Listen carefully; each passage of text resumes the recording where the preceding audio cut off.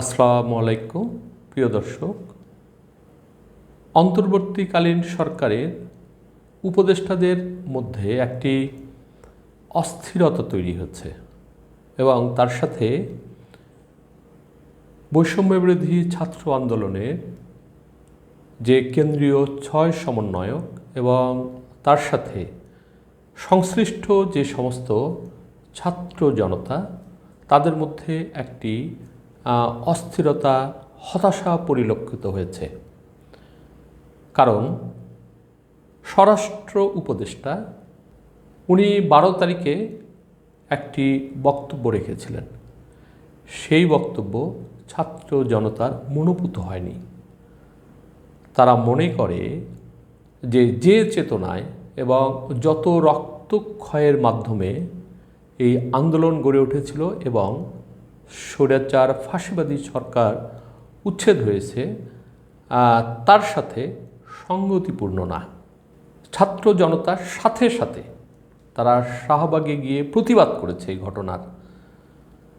তারা বলেছে যে একটি পতিত স্বৈরাচারকে আবার আহ্বান করার কোনো মানে হয় না এবং তাকে কিছুটা সন্দেহের চোখে দেখা শুরু করেছে এবং তারা হতাশা ব্যক্ত করেছে। তো প্রিয় দর্শক, আমি সেই বক্তব্য আমি আবারও আপনাদের সামনে তুলে ধরছি আপনাদের জানার জন্য, এবং সেই বক্তব্যের অভ্যন্তরে আপনারা যদি কিছু খুঁজে পান তো আমি আবার সেটা পড়ছি, শুনবেন। আওয়ামী লীগ একটি বড় রাজনৈতিক দল। আমি ওনাদেরকেও আশা দিচ্ছি যে আপনারা দল গুছিয়ে নেন। আপনাদের দলকে তো কেউ ব্যান করে নাই। গণ্ডগোল পাকাবেন না। এই গণ্ডগোল পাকাইয়া তো কোনো লাভ হবে না, বরং লোকজন আরও ক্ষেপে উঠবে। কারণ আওয়ামী লীগ একটি বড় রাজনৈতিক দল, প্রচুর ভালো ভালো নেতা আছে। আমি এখনই আপনাদের নাম বলতে পারবো।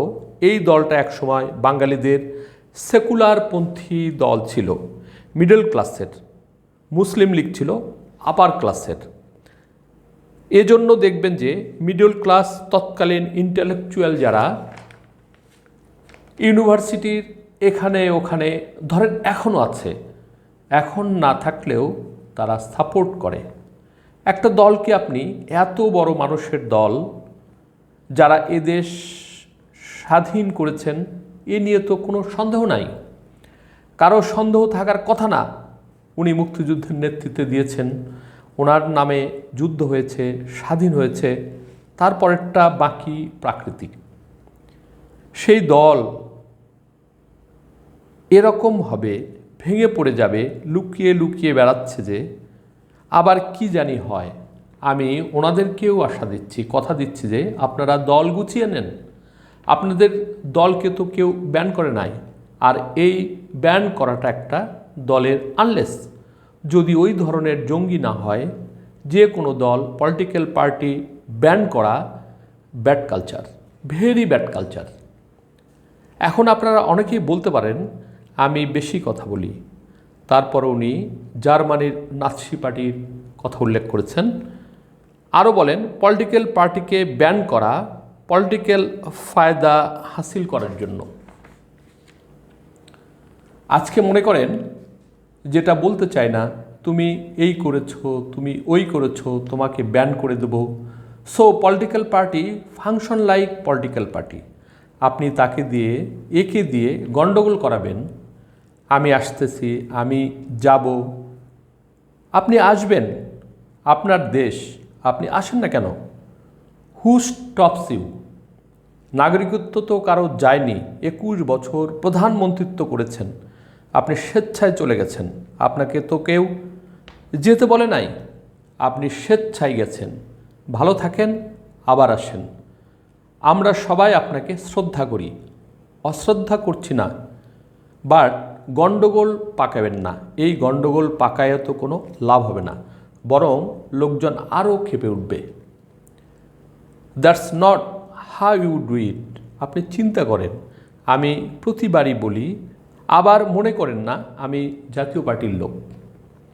জাতীয় পার্টির কী দশা হয়েছিল, কিন্তু বেঁচে গেল কেন? হোসেন মোহাম্মদ এরশাদ জেলের মধ্যে চলে গেলেন, এটাই ছিল তার সিম্বল। জেল থেকে উনি 5টা আসন পেয়েছিলেন। সেনাবাহিনী থেকে, উনি তো তখন ভেরি ইয়াং, সেনাবাহিনী থেকে বলা হয়েছিল যে আপনি যে দেশে যেতে চান আমরা আপনাকে সেফ প্যাসেজ দিয়ে নিয়ে যাব। জনাব নুরুদ্দিন এখনও বেঁচে আছেন, জিজ্ঞেস করেন। না হলে আপনাকে জেলে যেতে হবে। কোন দেশে যাব? অনেকে মনে করেছিলেন উনি সৌদি আরবে যাবেন। তখন রিউমার ছিল সৌদি আরবে তো ওনার পানির ফিল্টার ফ্যাক্টরি আছে। আমি কম্পেয়ার করার চেষ্টা করছি না, আমার চোখের সামনে যেটা দেখলাম সেটাই বলছি। এই বক্তব্যটি উনি দিয়েছিলেন, আমি হুবহু আপনাদের সামনে তুলে ধরলাম।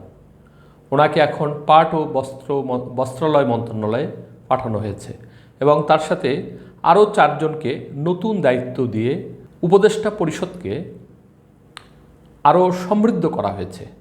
দেখা যাক আগামী দিনে এই উপদেষ্টা পরিষদ কেমন পারফর্ম করে। আপনি আমি সকলেই সেটা দেখব। আজকে এই পর্যন্তই। আল্লাহ হাফেজ।